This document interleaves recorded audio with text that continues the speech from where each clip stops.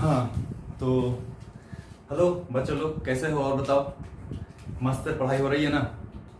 देखो यार, आज का जो लेक्चर है ना एकदम स्पेशली है। ऐसा है कि फुल्ली कंपटीशन बेस्ड रहेगा। क्लास 10 का ही है लेकिन पूरा कंपटीशन का, मतलब इसको बोर्ड से कोई लेना देना नहीं है, ठीक है।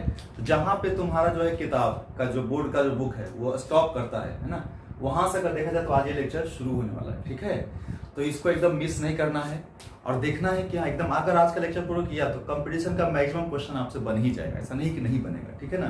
तो चलो हम लोग शुरू करें आज। हाँ चलो एकदम आज हिम्मत से एकदम पूरा पढ़ाई करो, है ना। और पूरा वीडियो लेक्चर देखना है ना। इसको नहीं होता है तो नोट्स बना देना, क्योंकि जल्दी जो है कि इतना डीप में तुमको मिलेगा नहीं 10th का एक जगह कहीं भी, ठीक है ना। तो चलो हम लोग देखते हैं, शुरू करते हैं ना। तो क्या लिखा हुआ है, Ohm's law and resistance already मैं पढ़ा दिया है, लेकिन वो बोर्ड लेवल का पढ़ाया था, है ना। आज जो मेरा फोकस होगा वो या तो एनटीएससी होगा या ओलंपियाड होगा या केवीपीवाई का होगा, ठीक है। तो चलो शुरू करते हैं ओम्स लॉ, है ना, से न कि हायर कॉन्सेप्ट में। चलो हम लोग देखते हैं पहले ओम्स लॉ। तो क्या होता है ओम्स लॉ, बताओ क्या बताए थे। ओम्स लॉ का फॉर्मूला बताते थे V = I × R, यही बताए थे ना। जहाँ पे V क्या था, पोटेंशियल डिफरेंस था किसके अक्रॉस, मतलब यहाँ पे अगर मैं बोलूँ तुमको कोई कंडक्टर बना लो, चलो एक कंडक्टर ही बना लिया, है ना। और इस कंडक्टर के अक्रॉस हमने एक पोटेंशियल यहाँ पे डिफरेंस क्रिएट कर दिया, हमने एक बैटरी लगा दिया जिसका वोल्टेज कितना है, पोटेंशियल V है, ठीक है। अगर मैं तुम बोलूं कि इसका कंडक्टर का लेंथ भी तू ले सकता है, अगर L ले लिया तो इसका रेजिस्टेंस अगर मान लो R है तो इसमें करंट कितना जाएगा, I जाएगा, है ना। और V = क्या होगा, I × R। चलो भाई बहुत अच्छी बात है। अब यहाँ पे क्या देखना है कि अगर तुम V को बदलेगा तो I भी क्या होगा, चेंज होगा, जबकि R क्या है यहाँ पे फिक्स है। ये जो तुम्हारा क्वांटिटी है क्या है, फिक्स्ड है। कब तक, जब तक कि हम इस कंडक्टर को ना बदल दें, इसके लेंथ को ना चेंज कर दे, इसके एरिया को ना चेंज कर दे, है ना। मान इसका एरिया भी कुछ ले लो भाई A, है ना। तो ना एरिया, जब एरिया नहीं चेंज करेंगे आप, लेंथ नहीं चेंज करेंगे, जब इसका मटेरियल चेंज नहीं करेंगे तो R क्या रहेगा, फिक्स रहेगा। अगर टेम्परेचर भी आप चेंज नहीं कर रहे हो तो भी तो R क्या रहेगा, फिक्स रहेगा। तो यानी कि V किस पे डिपेंड करेगा, I पे। चलिए बहुत अच्छी बात है ना। इसको लिख सकते हो तुम V और अपॉन I = कितना ले सकते हैं, R। मतलब क्या भाई कि ये जो रिलेशन है ये कैसा रिलेशन है, लीनियर रिलेशन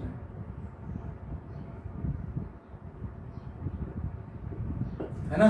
कैसा रिलेशन है, एकदम से कंप्लीटली लीनियर रिलेशन, है ना। तो अगर मैं तुमको बोलूं कि इस लीनियर इक्वेशन से क्या समझते हो, यानी कि V और I, V/I = R से आप क्या पता चलता है, ठीक है। तो देखो इसको ग्राफिकली एकदम से कंप्लीटली देखो, है ना। तो मान लो हम यहाँ पे दो ग्राफ बनाते हैं, ठीक है। एक में y एक्सिस को V लेते हैं और x एक्सिस को I लेते हैं, ठीक है। तो अगर V चेंज होगा तो I भी चेंज होगा, जबकि इसकी वैल्यू क्या रहेगी, रेशियो क्या रहेगा, हमेशा फिक्स रहेगा, है ना। तो क्या होगा, एक स्ट्रेट लाइन जाएगा, इस तरह से आपका एक स्ट्रेट लाइन का ग्राफ जाएगा, है ना, जाएगा नहीं जाएगा। अब यहाँ पे मान लो हम कोई एक पॉइंट ले लिया बेटे, मान लो एक पॉइंट ले लिए, है ना, P। अगर देखा जाए यहाँ से तो ये जो एक्सिस हो गई है ये किसकी वैल्यू होगी, V की वैल्यू होगी। और अगर यहाँ से देखो ये नहीं, ये क्या है, यहाँ से कुछ होगा V, और यहाँ पे करंट की वैल्यू क्या होगी, I होगी, है ना। I एंगल मान लेते हैं कुछ कितना है, थीटा। तो अगर इस एंगल को मैं थीटा मानूं तो स्लोप समझते हो, स्लोप, है ना। ये क्या है, एक स्ट्रेट लाइन, स्ट्रेट लाइन, ठीक है ना। अब जो है आपको ध्यान देना है कि slope of a straight line, slope of straight line क्या होता है, it is the angle, it is the tangent of angle made by line, कहां से, फ्रॉम x एक्सिस। समझ में बात, यानी यहाँ पे x एक्सिस कौन है, I है। तो इस I से कितना एंगल बना रहा है ये स्ट्रेट लाइन, तो थीटा बना रहा है। इसका जो tan होगा, टेंजेंट लिखा ना, टेंजेंट ऑफ एंगल, तो इसका जो tan थीटा होगा स्लोप होगा, ठीक है। तो अगर यहाँ पे देखा जाए तो tan थीटा अगर निकालना चाहते हो तो tan थीटा = क्या लिखोगे, तो भाई tan थीटा होता है परपेंडिकुलर अपॉन में क्या होता है, बेस। तो देखो परपेंडिकुलर कितना है, V, और अपॉन बेस में क्या है, I, है कि नहीं है। और यहां से देखो तो V/I क्या है, R है ना। तो tan थीटा जो है किसके बराबर होगा, R के बराबर होगा, है ना। तो हम बोल सकते हैं क्या कि स्लोप ऑफ लाइन ऑन कौन से, V और I पे, है ना। तो हम लोग जो बोल सकते हैं क्या कि slope of line on V and I axis gives the value of R। कोई दिक्कत नहीं ना। अब इसी को और समझते हैं ना। अब हम इसका एक और ग्राफ बताते हैं, ठीक है। मान लो हम ये ग्राफ पढ़ें इसका, क्या भाई हमने y एक्सिस पे क्या ले लिया I और x एक्सिस पे क्या ले लिया v, तो भी कोई दिक्कत नहीं है। I प्रोपोर्शनल टू v या v प्रोपोर्शनल टू I, यही बताए थे ना। यहां से देखो फिर से, अगर v बढ़ेगा तो I बढ़ेगा, या I बढ़ेगा तो v बढ़ेगा, या I घटेगा तो v घटेगा, कहीं नहीं, कोई दिक्कत नहीं है ना। तो सेम है, उल्टा है ना। तो यहाँ भी कोई दिक्कत नहीं, यहाँ भी जो ग्राफ मिलेगा वो आपका स्ट्रेट लाइन मिलेगा और सीधा ही मिलेगा। समझा रहे बात? हाँ। तो मान लो फिर यहाँ पे भी कोई पॉइंट ले लिया हमें P, भाई ले लिए, कोई दिक्कत नहीं है ना। तब ध्यान देखो, यहाँ से अगर यहाँ पे परपेंडिकुलर हम डालते हैं और फिर से एंगल अगर हम थीटा लेते हैं, तो ये एक्स एक्सिस पे क्या मिलने वाला है मेरे को, v मिलने वाला है। और यहाँ पे y एक्सिस पे क्या मिलने वाला है, ये I मिलने वाला है। और एंगल अगर थीटा, यहाँ पे देखते हैं tan थीटा क्या निकलने वाला है भाई, tan थीटा इसको निकलेगा परपेंडिकुलर बाय बेस, परपेंडिकुलर कितने बराबर है, I बराबर है ना। तो देख लो तो जरा सा, तो क्या हो जाएगा भाई I डिवाइडेड बाय v, कोई दिक्कत बिल्कुल ही नहीं। तो यहां से देखो कि ये I अपॉन v, देखो तो v अपॉन I किसके बराबर है, r के बराबर है। तो और लिख सकते हो I अपॉन v, क्या लिख सकते हैं तुम लोग, 1 बाय r लिख सकते हैं ना। तो यहाँ पे tan थीटा किसके बराबर है जी, 1 अपॉन r के। और ये रेजिस्टेंस का उल्टा है ना, तो इसको क्या बोलते हैं हम लोग, c।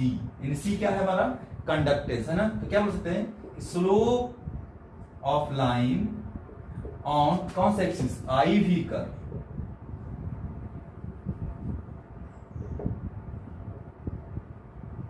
gives the value of conductance।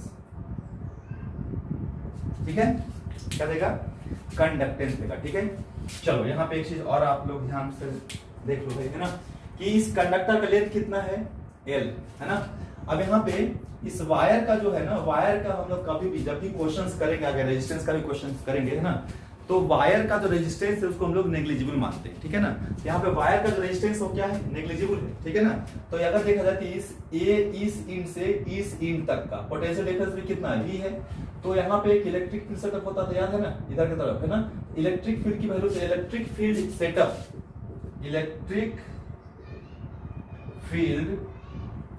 Setup across the conductor,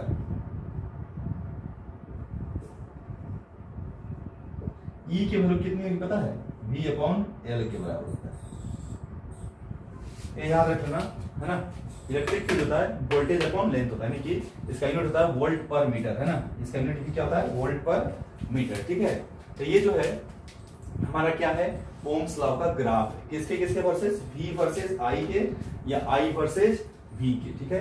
तो अगर V वर्सेस I है तो इसका स्लोप जो है क्या से क्या वैल्यू देगा, रेजिस्टेंस का वैल्यू देगा, याद रख लीजिएगा। और अगर I वर्सेस V है तो इसका जो स्लोप है वो किसका वैल्यू देगा भाई, तो कंडक्टेंस का वैल्यू देगा, ठीक है। चलिए, इसमें कोई दिक्कत नहीं है ना। और आगे देखो, इसमें क्या है, या इंटरपोलेशन भी आप कर सकते हैं इजिली।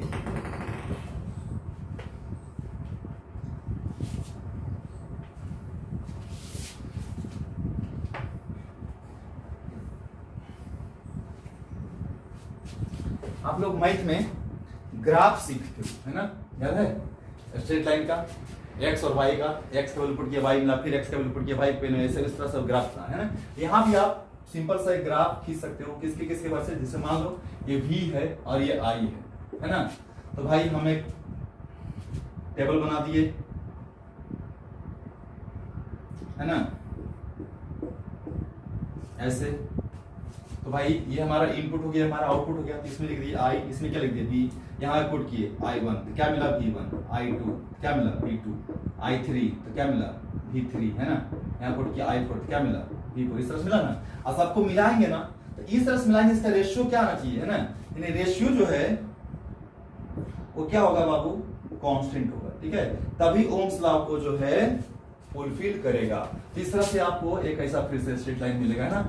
मान लो ये है, ये है, ये है, यहाँ पे अगर देखा जाए ये पॉइंट 1 ले लो, इस पॉइंट को 2 ले लो, इस पॉइंट को कितना ले लो 3 ले लो, है ना।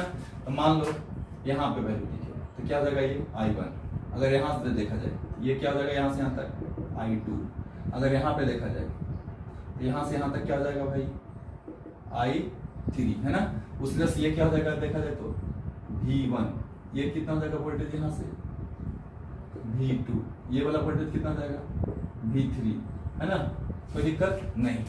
एक चीज समझने वाली बात ये है कि अगर मैं यहाँ से कैसे लाइन खींच दूं, ये एंगल कितना थीटा, ये भी कितना थीटा, ये भी कितना थीटा, है ना। तो तुम कहीं से भी कोई भी एंगल निकालो, एंगल क्या मिलने वाला है हमेशा सेम मिलने वाला है, ठीक है। तो अगर मैं तुमको बोलूं कि देख इतना बटा इतना लिख सकते हो, तुम क्या लिख सकते हो भाई V1 और अपॉन I1, या फिर इतना बटा इतना लिख सकता है तो V2 और अपॉन I2, या फिर इतना बटा इतना लिख सकता है यानी कि V3 अपॉन I3 लिख सकते हैं। नहीं V3 मतलब कि इतना, है ना, नहीं इस वाला ट्रायंगल में, बड़ा वाला ट्रायंगल में एंगल क्या है ये थीटा है। फिर V2 का मतलब ये वाला ट्रायंगल में, और V1 का मतलब इस वाला ट्रायंगल में, ठीक है। या फिर और अगर मैं चाहूं तो अब इस ट्रायंगल मिल सकता है, तू देख यहाँ ये वाला वैल्यू, यहाँ से ये वैल्यू, ये वैल्यू, ये कितना है V2 और ये क्या है V1, है ना। तो क्या हो जाएगा V2 माइनस V1, और यहाँ से यहाँ कितना है I3, सॉरी I2, ये है ना I2, और ये क्या है I1, ये क्या है हमारा I2 माइनस I1। इसको ऐसे लिख सकते हो तो क्या V2 minus V1 upon I2 minus I1, या फिर यहाँ से अगर ये देखा जाए तो ये कितना है यहाँ से यहाँ तक, ये वाला वैल्यू भाई, ये वैल्यू कितना होता है पहले तो V3 यहाँ से यहाँ तक, और यहाँ से यहाँ तक V2 क्या है V3 माइनस V2, और ये इस तरह से ये कितना यहाँ से यहाँ तक कैसे है भाई, तो यहाँ देखो कितना है I3, ये क्या है I3 माइनस I2, तो वो भी लिख सकते हो तुम क्या V3 माइनस V2 और अपॉन I3 माइनस I2, यानी किसी को भी किसी में घटा सकते हो, 3 में से 1 को भी घटा सकते हो, है ना। तो V3 माइनस V1 और I2 माइनस I1, यानी कि रेशियो जो है हमेशा क्या है, बहुत सारा सिमिलर ट्रायंगल्स बनेगा, ये सबका रेशियो क्या मिलने वाला है, सबका रेशियो जो है सेम मिलने वाला है, ठीक है ना। तो इसमें से अगर कोई भी तुम्हारा मान लो इसमें से, है ना, कोई 2 पॉइंट्स दे दे और कोई भी 3 वैल्यू दे, एक निकालना रहे तो हम इजीली क्या कर सकते हैं, निकाल सकते हैं, ठीक है ना। एकदम सिंपल सा, कोई इसमें दिक्कत ही नहीं है, ठीक है, आराम से कोई भी निकाल सकते। तो मान लो कि ये दिया है ना, I1 दे दिया, V1 दे दिया और I2 दे दिया, V2 निकालना है, कुछ नहीं करना है ना, V1 माइनस I1 बराबर V2 माइनस I2 लिख सकते हैं, है ना, इज इक्वल टू V1 बटे I1 लिख सकते हैं।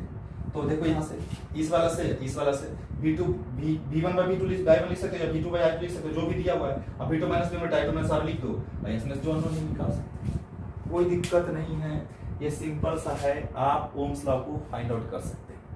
अब आगे मान चलते इसी में आगे, मान लो कि 2 कंडक्टर थे, एक देखो ऐसा ये कंडक्टर था, इसके क्रॉस आपने वोल्टेज लगाया और करंट गया I, इसका रेजिस्टेंस से मान लेते हैं R1, और एक और कंडक्टर है, इसके क्रॉस आपने वोल्टेज लगाया V, करंट गया I, इसका रेजिस्टेंस मान लो कितना है R2, और दोनों का ग्राफ तुम बनाए हो, समझना ध्यान से, ये है ग्राफ, मान ले बाबू कि ये V है और ये I है, V और I है कि I और V है, ध्यान रखना है। अगर V और I है तो इसका जो स्लोप होगा वो रेजिस्टेंस देगा, और अगर I और V है तो उसका जो स्लोप होगा वो कंडक्टेंस देगा, ठीक है। तो देखो यहाँ पे मान लो कि ऐसे तुम्हारा दोनों ग्राफ खींचे और ऐसे आया, ये R1 है और ये R2 का ग्राफ है, यानी ये इस कंडक्टर के लिए ग्राफ आया और ये जो है इस कंडक्टर के लिए ग्राफ है। अब तुमसे पूछ रहा है कि बताओ कौन ज्यादा है और कौन कम, यानी R1 ज्यादा है कि R2 ज्यादा है, या ऐसा बता रहा है। तो देखो ध्यान से यहाँ पे ये एंगल कितना बना रहा है, मान लेते हैं θ1, और ये कितना बता रहा है θ2। तो यहाँ देखो तो θ2 क्या है, बड़ा है किससे, θ1 से, इसलिए तू बोल सकता है कि 0 से लेकर 90 तक tan का वैल्यू बढ़ते जाता है, तो tan ऑफ θ2 जो होगा बड़ा होगा किससे, tan ऑफ θ1 से, और tan का वैल्यू V वर्सेस I में क्या देता है, रेजिस्टेंस देता है ना। तो तुम बोल सकते हो क्या चीज भाई कि सर R2 जो है वो बड़ा होगा किससे, R1 से, हो गया ना कंपेयर कि नहीं। लेकिन ध्यान रखें कि टेम्परेचर के यहाँ पे कोई रोल नहीं है, ठीक है। टेम्परेचर क्या है एकदम सेम, ठीक है। चलो तो ये भी हमारा जो है कि इधर है, इधर आप कंपेयर कर सकते हो उसको, ठीक है। ये सब ओम्स लॉ भी है, बस इसका अलग अलग कैलकुलेशंस है, ओके।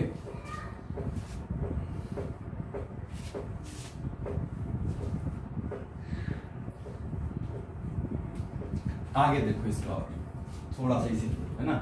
मान लो कि फिर से उसी का ग्राफ हम बनाए सेम क्वेश्चंस का, ये V है और ये क्या है I है ना। चलो भाई ठीक है, अगर मान लो कि हम ग्राफ ऐसे खींचे, ये टेम्परेचर T1 पे था, ये टेम्परेचर T2 पे था। अब बताइए ये एंगल कितना हो गया θ1 और ये एंगल कितना हो गया θ2।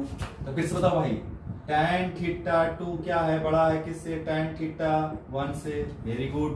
तो R2 क्या है भाई, बड़ा है किससे, R1 से। तो तुमको पता है ना कि जिसका रेजिस्टेंस ज्यादा उसका टेम्परेचर भी ज्यादा, इसीलिए क्या हो जाएगा T2 बड़ा हो जाएगा किससे, T1 से। क्यों हो जाएगा, क्योंकि R जो है किसके प्रोपोज होता है, T के, यानी टेम्परेचर पे डिपेंड करता है कि नहीं डायरेक्टली। यानी टेम्परेचर बढ़ेगा तो रेजिस्टेंस भी बढ़ेगा। यहाँ रेजिस्टेंस R2 ज्यादा है किससे, R1 से। तो कौन सा टेम्परेचर ज्यादा है, T2 किससे, T1 से। अगर मैं इसी ग्राफ को थोड़ा सा उल्टा कर दूं, ऐसे कर दूं, है ना, देख इसको मैं I लिख दिया, इसको क्या लिख दिया, V लिख दिया, है ना।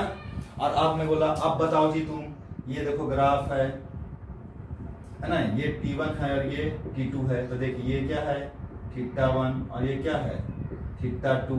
अब बताओ मेरे को, उल्टा देगा ना। तो यहाँ पे tan θ2 ग्रेटर है किससे, tan θ1 से। ये किसका वैल्यू देगा, 1/R2 1/R1, है ना। यानी कि इसका मतलब क्या हुआ जी, उल्टा है ये। तो R1 जो है बड़ा हो जाएगा किससे, R2 से। तो भैया क्या हो जाएगा, T1 बड़ा हो जाएगा किससे, T2 से। समझ में आ रहा है बात, हाँ एकदम सिंपल सा है, ठीक है। यही भी लिख देता हूँ, है ना। इसलिए T1 बड़ा हो जाएगा किससे, T2 से। तो आपको ध्यान देना है, क्या बार बार बोल रहा हूँ, है ना, I वर्सेस V है कि V वर्सेस I है। समझ में बात को, अगर ये ध्यान नहीं दिया तो दिक्कत हो जाएगा, ठीक है। ये आपको हमेशा ध्यान देना है ना। तो इतना सारा वेरिएशंस आप जो है ओम्स लॉ में कंपटीशन में देख सकते हो। ओम्स लॉ की मैं बात कर रहा हूँ, ठीक है ना, ओम्स लॉ सिर्फ। अब देखो आगे चलते हैं, है ना।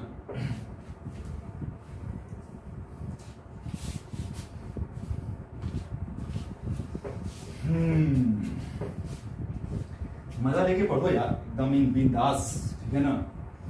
और पूरा मेहनत करो, मेहनत का कोई सब्स्टिट्यूट्स नहीं है, ऑल्टरनेटिव्स ही नहीं है, ठीक है। टैबलेट नहीं है एकदम से कि मार्केट में मिल रहा है एकदम से कुछ भी देखे एकदम जल्दी से 10 मिनट में देखे और सीख गए, ऐसा नहीं होता है ना। और ध्यान रखिएगा, मेरा 2 वीडियो चल रहा है, एक बोर्ड के लिए और ये मैं कंपटीशन का बीच बीच में अलग अलग बनाता रहूंगा, ठीक है ना। तो वो भी जरूरी है क्योंकि बहुत सारा बच्चा जो है बोर्ड का एग्जाम देना चाहता है, तो उसको लिखने का आदत होना चाहिए, ठीक है ना। इसलिए मैं पूरा लिख के बनाता हूँ, ठीक है। और ऐसे अगर देखो कंपटीशन के बना रहा हूँ तो एकदम शॉर्टकट है ना, इसमें जितना तुम सीख सकते हो सीखते जाओ, ठीक है। अब देख ओम्स लॉ तो खत्म हो गया, इससे वेरिएशंस ज्यादा जरूरत नहीं है इसको जाना की, है ना। बहुत सारा है लेकिन अभी जाने की जरूरत नहीं है। अब रेजिस्टेंस के बारे में देखते हैं।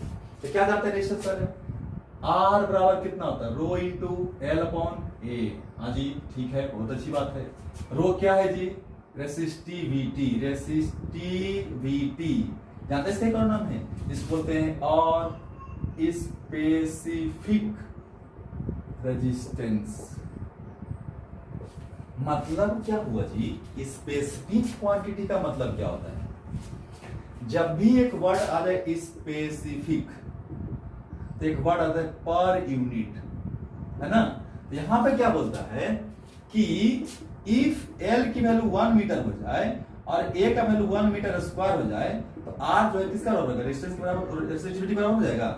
हाँ तो क्या होता है, रेसिस्टिविटी लिख सकते हैं क्या, resistivity is the resistance offered by the conductor, ठीक है, वेन, है ना, द लेंथ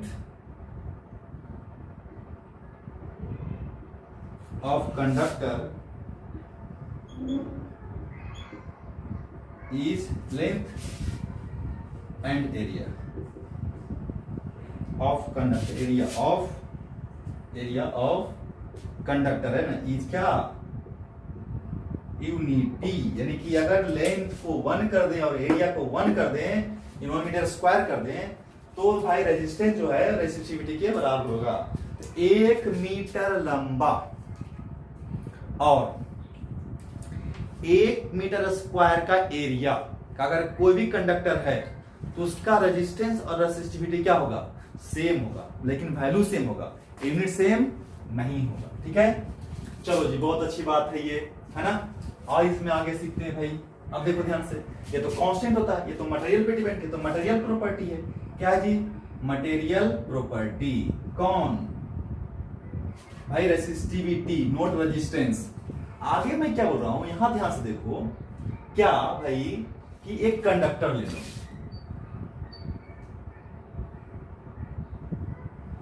इसका एरिया ले लो A और लेंथ ले लो कितना L। अगर मैं क्या बोलूं कि इफ एरिया जो है इज सेम रहे, समझना बाबू, एकदम स्टार लगा करके समझना। अगर एरिया सेम हो तो R किस पे डिपेंड करेगा, L पे, है ना। तो क्या हो जाएगा भाई, R1, ठीक है, और बटे में R2 इज इक्वल टू क्या हो जाएगा, L1 बटे L2, है ना। यानी कि लेंथ बढ़ेगा तो रेजिस्टेंस भी बढ़ेगा। कब, जब एरिया क्या रहना चाहिए, सेम। मतलब कैसे, ऐसे।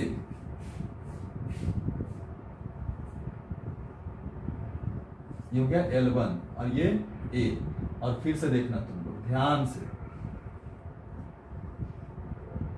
ये हो गया L2 और ये क्या है, A ही रह गया, है ना, यानी कि सेम है। समझ में आ रहा है बात को। अच्छा भाई, ठीक है। दूसरा पॉइंट, इफ लेंथ सेम हो तो भाई रेजिस्टेंस जो है किसके प्रोपोर्शनल हो जाएगा, एरिया के इनवर्सली प्रोपोर्शनल। तो क्या हो जाएगा भाई, R1 upon R2 is equal to उल्टा A2 अपॉन A1, है कि नहीं है, होगा ना। अब ध्यान से देखने वाली बात ये है कि भाई यहां पे क्या है, L सेम, यानी कि ये देखो, ये L और ये एरिया A1 आगे आ जाओ, लेंथ सेम रखता हूं, एरिया बढ़ा दो, ये देखो, ये हो गया एरिया A2, ये हो गया एरिया A1, L क्या है, सेम है बाबू, है ना। तो अगर एरिया बढ़ जाएगा तो ये सब प्रोपोर्शनल रहेगा। इसमें क्वेश्चन दे सकता है कुछ भी, मान लो कि भाई मान लेते हैं कि एरिया पहले था 2 मीटर, फिर हो गया 4 मीटर, तो बताइए क्या हो जाएगा। तो बताओ भाई, 2 बटे 2 मीटर 4, तो 4 बटे 2 हो जाएगा ना। R1 कितना हो जाएगा, दुगना हो जाएगा, किससे, यानी कि रेजिस्टेंस घट जाएगा, है ना। सिंपल सा आप लोग में जो इसको बना सकते हो, समझ सकते हो, बिल्कुल बिंदास रहकर। ठीक है, आगे देखते हैं भाई।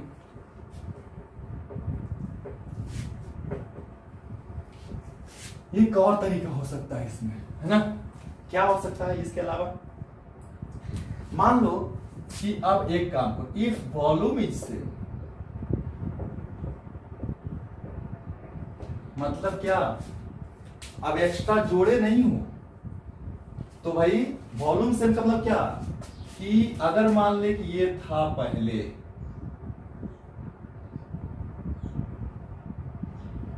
एरिया क्या था A, लेंथ क्या था L, अब इसी को तुम खींच दिया या फिर पतला कर, छोटा कर दिया। अगर खींच देगा तो लेंथ बढ़ेगा, एरिया क्या होगा, कमेगा। समझ आ रहा है बात। या फिर अगर इसको छोटा करेगा लेंथ को, तो एरिया क्या होगा, बढ़ेगा, है ना। ऐसा कर दिया इसको,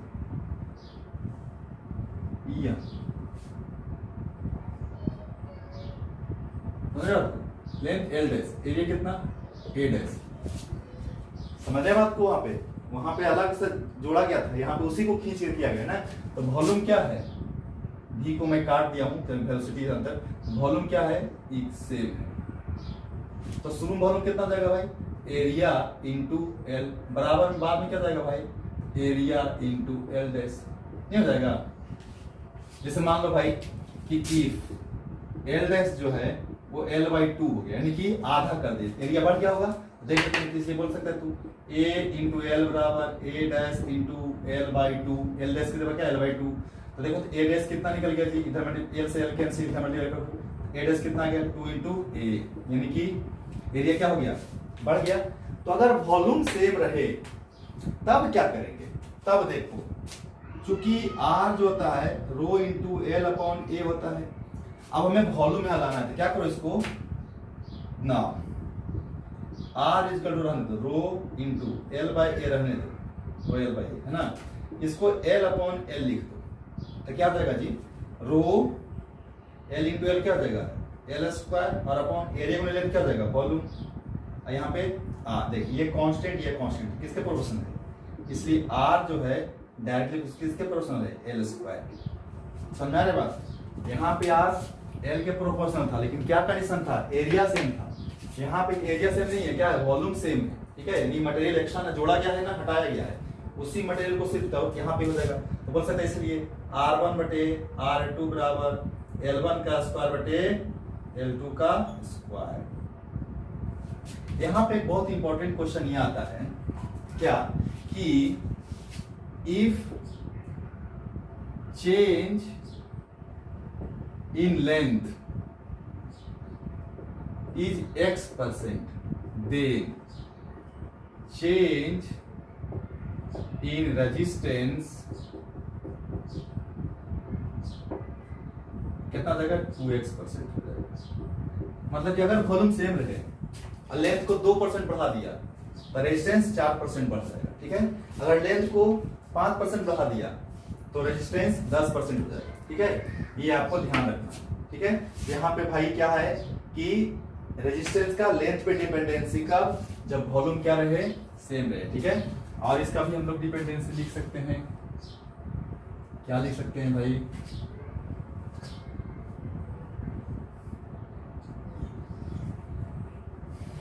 देखिए जरा, ये आप और लिख सकते हैं also R is equal to rho into l upon a. अब एरिया के टर्म में निकालो भाई, है ना, तो कैसे लिखेगा इसको, रो एल ए रहने दो, इसको वॉल्यूम ए अपॉन ए लिखो, क्या देगा, रो एल इंटू ए का आता है volume divided by A square r. देखिए ये कांस्टेंट आर किसके प्रोपोर्शनल, एरिया के, बहुत अच्छी बात। तो R1 और upon R2 is equal to क्या लिखोगे तुम, उल्टा कर दोगे, A2 का स्क्वायर अपॉन में A1 का स्क्वायर। और जानते हैं चूंकि एरिया जो होता है वो पाई आर स्क्वायर होता है और पाई बाय 4 इंटू बी का स्क्वायर होता है, तो इसलिए ए स्क्वायर कितना हो जाएगा, पाई स्क्वायर आर के पावर 4 और पाई स्क्वायर बी के पावर 4 बटे में 16, नहीं जी। तो इसीलिए तो बोल सकते हो क्या, यहां से लिख रहा हूं है ना, इसलिए तो बोल सकता है क्या, और कि r direct to 1 upon b के पावर 4 और 1 अपॉन आर के पावर 4। इनकी एरिया के स्क्वायर के इनवर्सली होता है ना, लेकिन डायमीटर के 4 के इनवर्सली होगा, या रेडियस के 4 के इनवर्सली होगा। क्यों, क्योंकि एरिया तो आर के स्क्वायर है, तो ए स्क्वायर किसके, आर के पावर 4 के स्क्वायर हो जाएगा, ठीक है। बाकी सब तो कांस्टेंट है तो हट जाएगा, उसकी जरूरत ही नहीं है, ठीक है। तो आप जो है ना ये लिख सकते हैं, तो इसको कैसे लिख सकते हैं आप बताइए जल्दी साहब,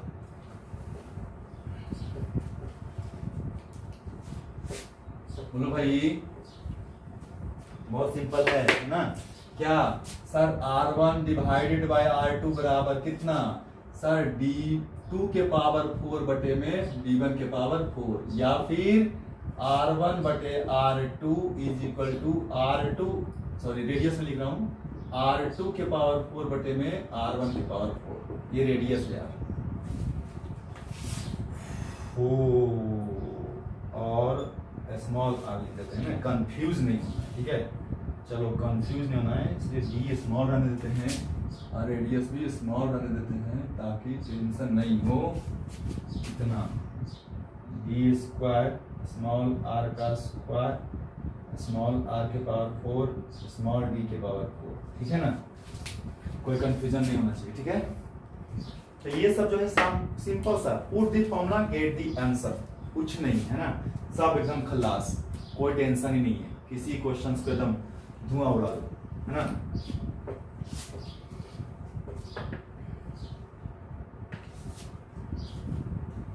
जैसे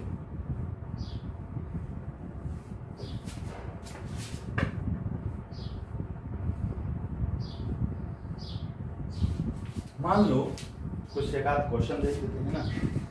अगर तुमसे पूछे कि इफ लेंथ जो है बिकम्स डबल, ठीक है, बट वॉल्यूम, या एक काम वॉल्यूम लिख भी नहीं सकता, नहीं ना, क्या बोल सकता है कि a conductor is stressed to double its length, then find the resistance, change in resistance, find the change in resistance and the change new area, find the change the resistance, है ना। तो देखो तो भाई चेंज इन रेजिस्टेंस लिखते हैं ना, तो एक कंडक्टर ले लो, इसका लेंथ L, एरिया A, इसको स्ट्रेच कर दो, स्ट्रेच करके क्या किया, डबल कर दो, कितना 2L, किसके बराबर, L डैश के बराबर, हमें A डैश निकालना है। तो पहला तो भाई वॉल्यूम सेम है, वॉल्यूम आप कौन लगा दे, V बराबर कितना, V डैश कितना भाई, A इंटू L बराबर कितना, A dash into L dash, A into L बराबर A dash into L dash के बराबर कितना 2L, L से L गया, A डैश निकल गया, एरिया क्या हो जाएगा भाई, हाफ हो जाएगा। अब देखते हैं यहाँ पे, चूंकि वॉल्यूम क्या है, कांस्टेंट है, तो भाई रेजिस्टेंस क्या होता है, direct equation two L square, तो R डैश चेंज के रेजिस्टेंस कितना हो जाएगा, L डैश का स्क्वायर, L डैश कितना है भाई, देखो जल्दी से फटाफट देखो, फिर देखो क्या है, है 2L, तो 2L का स्क्वायर कितना हो जाएगा, R डैश बराबर 4L स्क्वायर, तो बोल सकते हैं, तो इसीलिए R बटे R dash is equal to L बटे L स्क्वायर बटे L डैश का स्क्वायर, नहीं तो भाई R divided by R dash is equal to L square बटे में L डैश का स्क्वायर कितना है, 4L स्क्वायर, काटो जी, तो यहाँ से इसलिए R dash is equal to कितना आया, 4 इंटू R, यानी क्या चीज है कि रेजिस्टेंस क्या हो जाएगा, 4 गुना बढ़ गया, समझ में आया बात कि नहीं, 4 गुना बढ़ गया, ठीक है, एकदम सिंपल सा है, ठीक है। ये सब जो है आप बिल्कुल बिंदास जो है आप बनाते रहिए, ठीक है। ये सब क्वेश्चन जो है ये थोड़ा सा एकदम पूरा एकदम टॉपिक वाइज में जो है समझ लो कि हाई लेवल का होगा, ठीक है। 12th में भी लगभग इतना ही होता है, इससे ज्यादा थोड़ा मोड़ा ही होता है, ठीक है ना।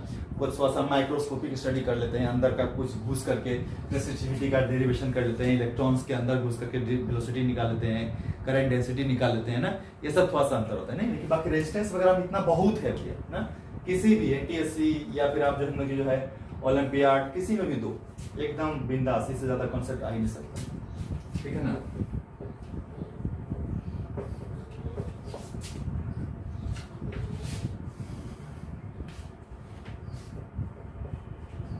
मान लो है ना, क्वेश्चन से कर ले लो, इफ द लेंथ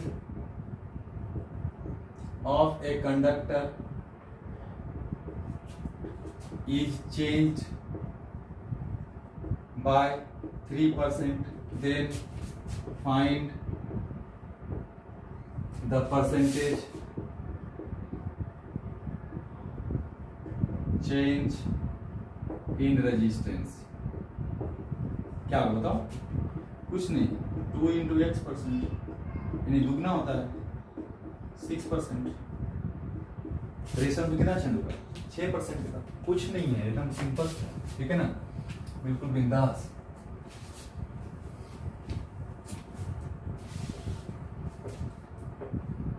अब देखो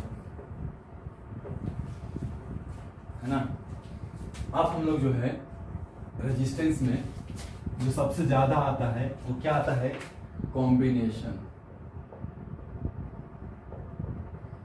ऑफ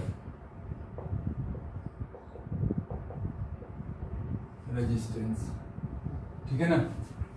तो क्या हो जाएगा भाई, सीरीज कॉम्बिनेशन, ठीक है। इधर क्या हो जाएगा, पैरेलल कॉम्बिनेशन, ठीक है ना, सीरीज।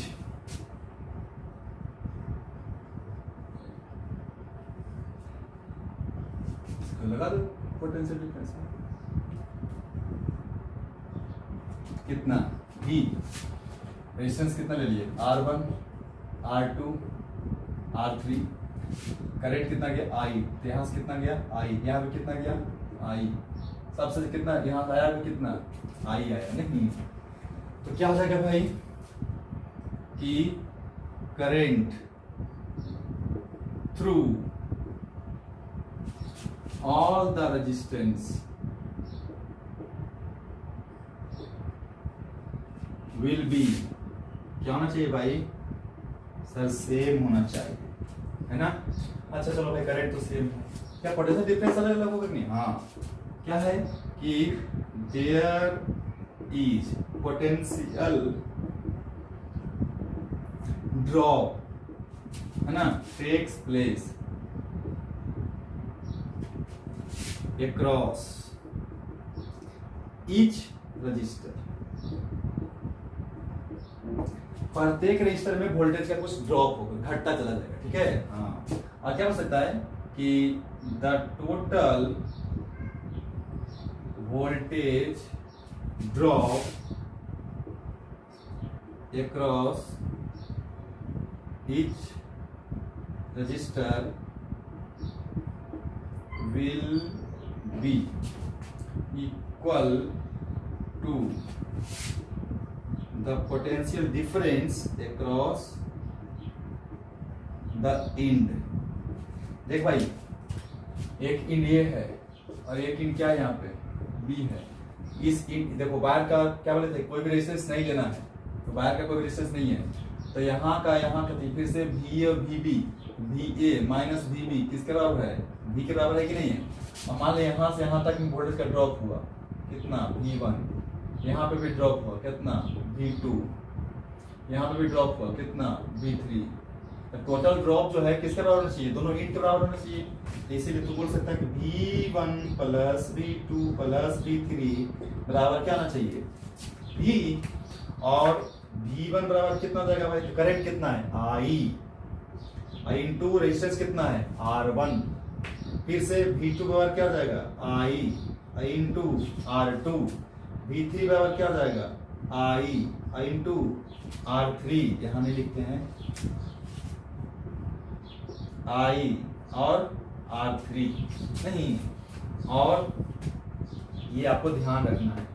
तो I देखो क्या है, I क्या है सेम है, तो V किसके प्रोपोर्शनल है, R क्या है बउआ, किसके लिए, सीरीज के लिए, है ना। तो सीरीज के लिए जब इतना है तो यहां से तो बोल सकता है क्या कि इसको मैं थोड़ा सा बाद में लिखूंगा, देखो तो यहाँ पे से क्या लिख सकता है कि V1 ratio V2 ratio V3 जो होगा R1 ratio R2 ratio R3 proportional होगा कि नहीं होगा, बिल्कुल होगा। और क्या लिख सकते हैं यहाँ पे, और क्या लिख सकते हो V1 बटे V2 बराबर कितना R1 बटे R2, लिखेंगे ना, किसके लिए, सीरीज के लिए, याद रहेगा, याद रहेगा। अब इसमें क्या है, इक्विवेलेंट रेजिस्टेंस निकाल सकते हैं, इक्विवेलेंट रेजिस्टेंस क्या करेंगे जी, इक्विवेलेंट के लिए सबको हटाओ और सबको हटा के एक के लगा दो, पोटेंशियल तो भी रहेगा और करंट भी सेम रहेगा, तो रेजिस्टेंस क्या जाएगा RS इक्वल टू, यहीं से I इंटू RS लिख सकते हो चाहो तो, है ना। क्या जाएगा भाई R1 plus R2 plus R3 dot dot dot, ऐसा लिख सकते हो नहीं लिख सकते, बिल्कुल ये सीरीज के लिए हो जाएगी इक्विवेलेंट रेजिस्टेंस। बोल रहा है क्या, इफ n इक्वल रेजिस्टेंस, ठीक है, is in series, n resistance है जो कि सब के सब इक्वल है और क्या चीज में है, सीरीज में, तो क्या होगा भाई RS is equal to R plus R plus R plus R plus कितना बार n बार, क्या जाएगा n इंटू R, यहाँ पे बोल सकते हो जी कि इक्विवेलेंट रेजिस्टेंस जो होता है वो कोई भी एक इंडिविजुअल से हमेशा बड़ा रहेगा ना। इन सीरीज क्या इक्विवेलेंट रेजिस्टेंस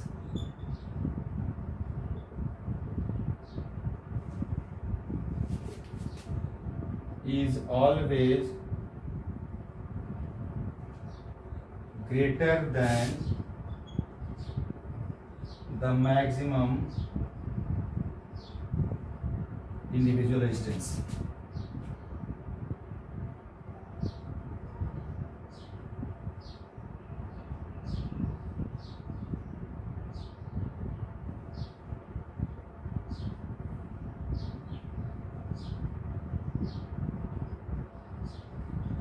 जो सीरीज सर्किट में सबसे बड़ा, मान लो कि R1 है, ये 5 ओम, ये 10 ओम, ये 15 ओम, तो सबसे बड़ा कौन होगा? 15। उससे भी बड़ा होगा कौन? इसका इक्विवेलेंट। तो सीरीज में जो है इक्विवेलेंट रेजिस्टेंस हमेशा इंडिविजुअल कोई भी रेजिस्टेंस से हमेशा बड़ा ही होता है। ठीक है, तो ये है सिंपल सा, समझ रहे बात? ये याद रखना है और ये याद रखना है, ये तो तुमको पता है ना? ये याद रखना और ये याद रखना है। किसके लिए? सीरीज के लिए। ठीक है, क्या रहेगा सीरीज में? याद क्या क्या रखना जल्दी बताइए तो। करंट हर एक रेजिस्टेंस में क्या रहेगा? सेम। हर एक रेजिस्टेंस में क्या होगा? वोल्टेज का ड्रॉप होगा। टोटल वोल्टेज ड्रॉप जो होगा कितना होगा? Net potential difference across the end के बराबर होगा।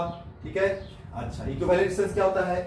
अगर हम सभी सीरीज को हटा दें और उस जगह पे एक ऐसा रेजिस्टेंस लगाएं जो इन सब के इक्विवेलेंट ही काम करे, यानी कि पहले जितना वोल्टेज था, जितना करंट था, अभी भी वही वोल्टेज रहे, वही करंट रहे, लेकिन रेजिस्टेंस क्या रहे? सबके बराबर, इकलौता सिंगल रहे, है ना? तो उस रेजिस्टेंस को बोलते हैं क्या? Equivalent resistance. ठीक है, कोई दिक्कत नहीं? चलो अब और एक सोच देख लेते हैं, पैरेलल भी देख लेते हैं, है ना? पैरेलल वाला देख लेते हैं भी।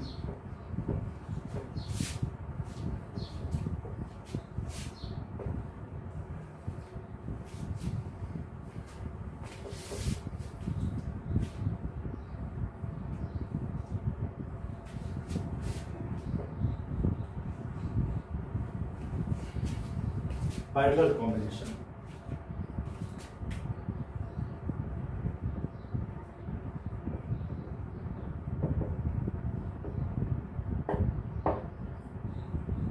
क्या है भाई?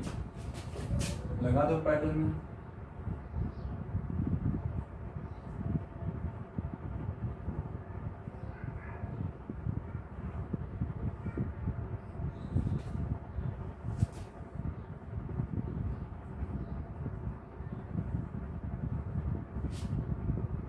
ये भी है, यहाँ कितना आई। अब यहाँ से जब आई आया तो 3 सर्किट है ना, ये सर्किट हमारे रेजिस्टेंस मान लेते हैं R1, इसका R2, इसका R3। क्या बोले थे हम? इस वायर का कोई भी रेजिस्टेंस नहीं होता है। तो अगर मैं बोलूं कि अगर इस इन पे A है, इस इन पे इस इन का बिना B है, फिर से VA माइनस VB किसके बराबर होगा भाई? V के बराबर ही होगा। यानी कि इसके क्रॉस पोटेंशियल कितना? V, इसके क्रॉस पोटेंशियल कितना? V, इसके क्रॉस पोटेंशियल कितना? V। यानी कि तीनों रेजिस्टेंस के क्रॉस पोटेंशियल डिफरेंस क्या है? सेम है। और सीरीज में क्या था? करंट सेम था। लेकिन यहाँ करंट आया, अब इस बेचारे को 3 रास्ता मिला, तो तीनों रास्ता जाएगा ना। तो मान लो इसमें चला गया कितना? I1, इसमें I2, इसमें कितना गया? I3। लेकिन जितना है उतना ही जाएगा। तो क्या होता है कि पोटेंशियल डिफरेंस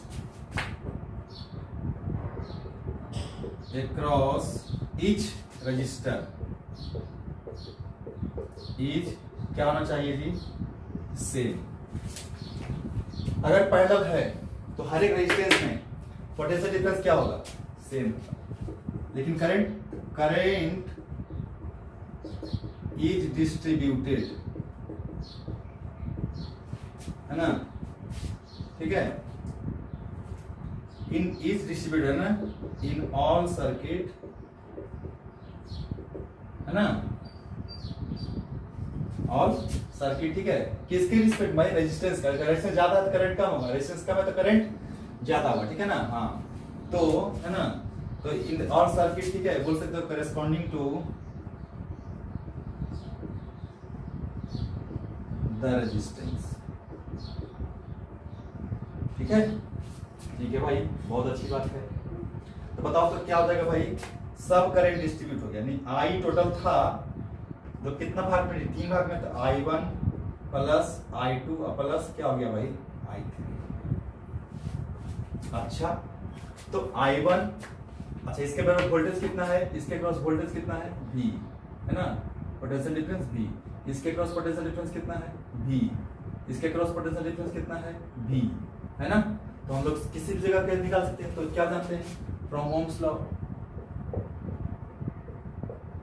क्या भाई बताओ जल्दी sir, I1 is equal to V बटे R1 होता है कि नहीं होता है, I2 क्या हो जाएगा V बटे R2, I3 क्या होगा V बटे R3। तो V क्या है, कांस्टेंट है ना बाबू। तो I किसके प्रोपोर्शनल है, रेजिस्टेंस के है ना। तो लिख सकता है तू, इसीलिए क्या लिख सकते हैं बताओ तो जल्दी सर, यहाँ पे क्या लिख सकता है, इसलिए V1 ratio V2 ratio V3 ratio क्या हो जाएगा 1/R1 ratio 1/R2 ratio 1/R3 होगा कि नहीं होगा। तो लिख सकते हो तो क्या चीज भाई, यहाँ पे ऐसे लिखो, V1 लिख दीजिए क्या, सॉरी I1 क्या लिख सकते हो तुम, I1 3 वास्तविक ऑप्शन है ना। तो क्या हो जाएगा भाई, देखो ध्यान से, I1/I2 इज इक्वल उल्टा R2 बटे R1, या फिर और I1/R1 is equal to I2/R2, जो भी तुमको सुटेबल लगे। तो ये हो गया आपका पैरेलल के लिए। फिर से इक्विवेलेंट निकाल सकते हो ना, इक्विवेलेंट रेजिस्टेंस,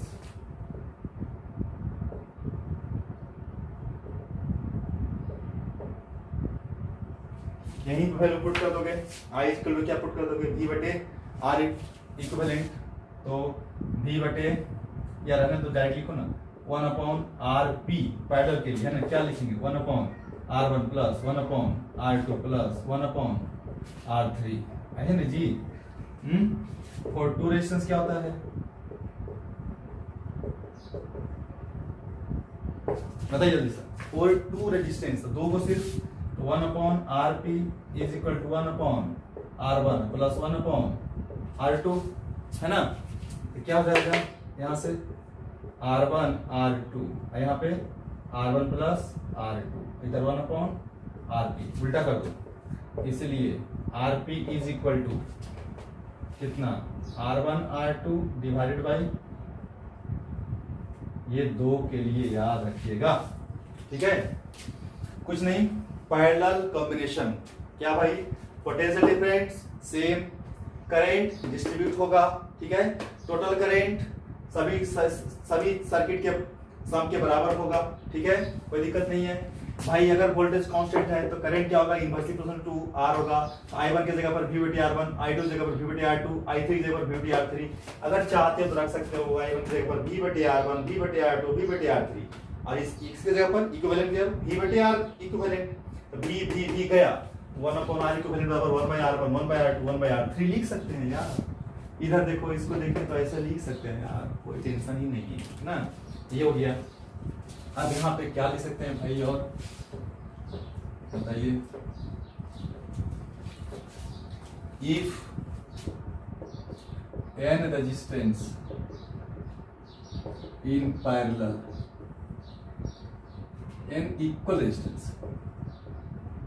1/R पे क्या लिखोगे 1/R plus 1/R 1/R 1/R dot dot dot, क्या देगा सबका एलसीएम R, ऊपर में 1 plus 1 plus 1 plus 1 plus dot dot dot, तो वो n/R, इधर 1/RP, तो भाई RP क्या हो जाएगा R डिवाइडेड बाई n, नहीं यानी कि भागा पड़ रहा है और इनवर्सली है, तो इक्विवेलेंट रेजिस्टेंस होगा वो ऑलवेज छोटा होगा इंडिविजुअल से, है ना। क्या लिख सकते हैं कि in parallel combination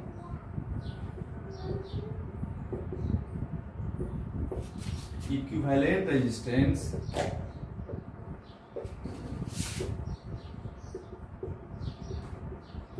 is always smaller than the independent visual resistance connected in parallel.